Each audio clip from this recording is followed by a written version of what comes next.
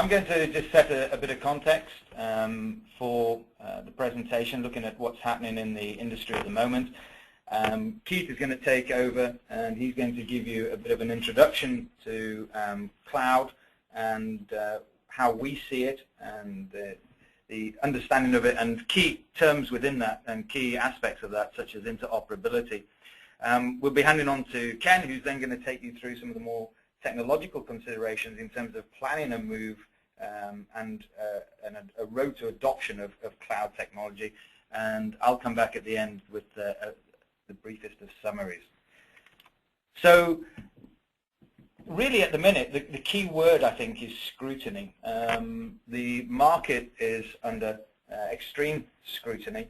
Companies are facing increasing amounts of both internal and external scrutiny. I'll come to the internal in a moment, but externally, obviously, patient safety is the #1 concern, and it's in the news daily the minute something goes wrong.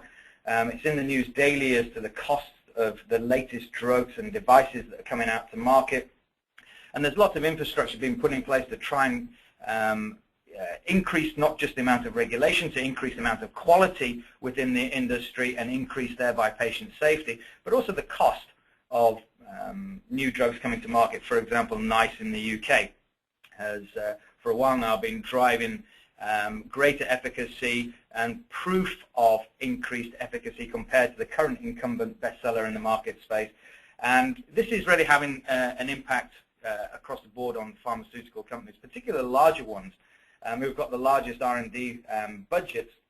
They're finding that people within these organizations are finding less and less budget year on year, as there is an increasing requirement within these companies to get drugs to market faster and far more economically. They have to start scrutinizing themselves in the light of all of this internally.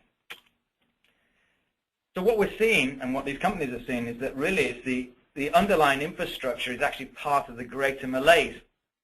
Companies have very complex organizations, often with multiple departments that in a lot of cases have traditionally operated as companies within their own rights, making independent buying decisions, independent technology decisions, and this has led to replication of the same type of technology from different vendors that's been supported in-house by these large companies, and even mid-sized companies as well. And this is leading to operational silos that quite clearly is a very ineffective way of running R&D.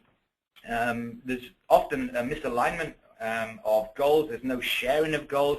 There's no optimization of resource generally across these organizations. So the move within the industry is to find a far more broad-based platform for greater effectiveness, greater optimization of technology. And cloud has really come to the forefront as offering this.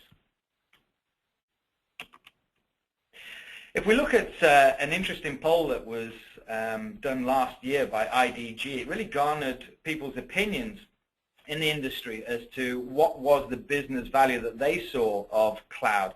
And you can see that really the majority of people have agreed that it's access to critical business data. The drive in the industry is, if we're going to get drugs to market that are higher quality, they're a lot safer, and it's a lot faster to get into market, we have to be able to make better business decisions faster. And IT is seen as the primary catalyst. It's seen in a lot of organizations as the roadblock at the moment. Cloud computing helps to move away that roadblock and makes IT a lot more agile, a lot more flexible in being able to deliver the most innovative solutions, not just when it's needed, but to the right parts and components of the business that require it at that specific time. And therefore, it's no surprise looking at these results that it is access to critical business data.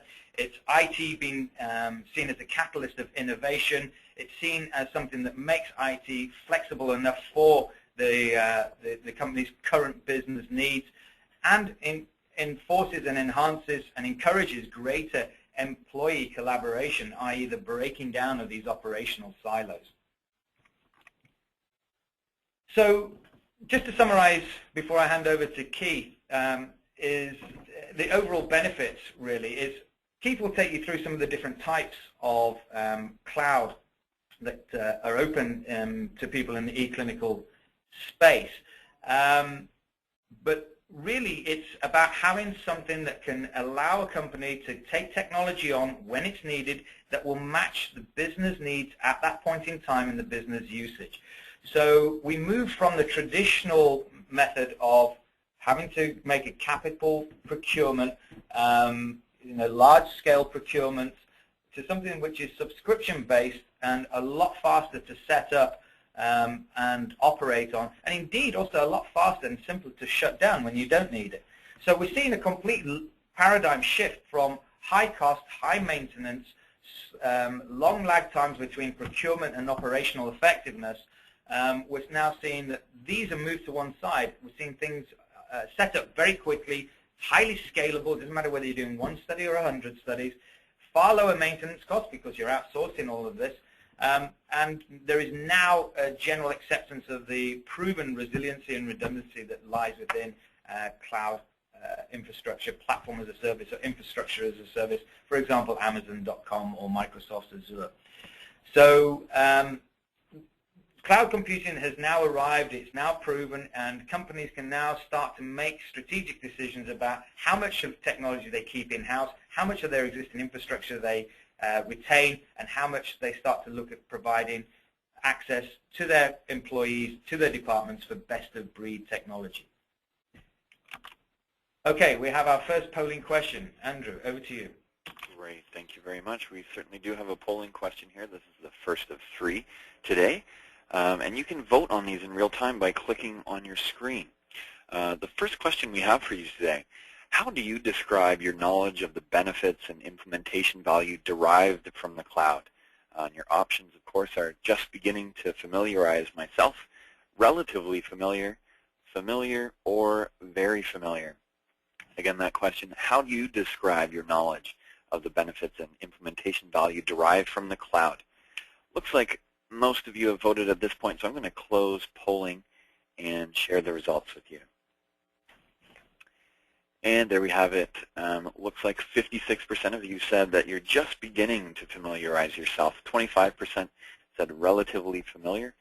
19% of you said that you were familiar. And with that, I will hand the mic over to Keith Howells. Okay, great. Interesting spread of adoption, so those relatively old hands already and those still getting used to it. I'm going to lead through the technical aspects of cloud. We'll start just by a cloud definition, so we're working from the same baseline. Look at some of the operational advantages of just having someone else managing hardware, someone else managing your applications. And then some of the challenges that now these applications still need to talk to each other. How is that done in the cloud world? And then a couple of slides on regulatory compliance. So this is definition from NIST: on-demand network access to a shared pool of configurable computing resources for the network servers or applications to be rapidly provisioned and released with minimal management effort or service provider interaction. So if we're talking about servers, you can go to something like Microsoft Azure or Amazon Web Services and say, I want a server of this size, this much memory, running Windows 2012, and literally with a minute, there it is. And similarly with applications, it's like, I want access to this EDC system, here's a URL, here's some credentials to log on, and you're up and running. So it handles both networks and physical hardware as well as applications, and the key is it's out there somewhere, but you don't have to worry where it is, how it's managed. Same way you go to ebay.com, you just know how to get to it, you don't have to worry about where it actually is. So let's just look at a simple example in our space, in the clinical space. You would access this from any kind of device, so a laptop, a desktop on the left-hand side, or increasingly a mobile, whether that be a smartphone or a tablet computer. You typically go through a portal, so that you would just click, hey, I want access to my IVR system, I want access to my EDC system, and single sign-on to that application. It's not required. It takes a while for these different application vendors to make them available through a portal. So it's a nice to have, but equally you can log on specifically to each of these applications as long as you know the URL. The other key is that these are loosely coupled. So these are dotted lines that any two of these applications, all they have to talk to each other is the same internet that you have to talk to them.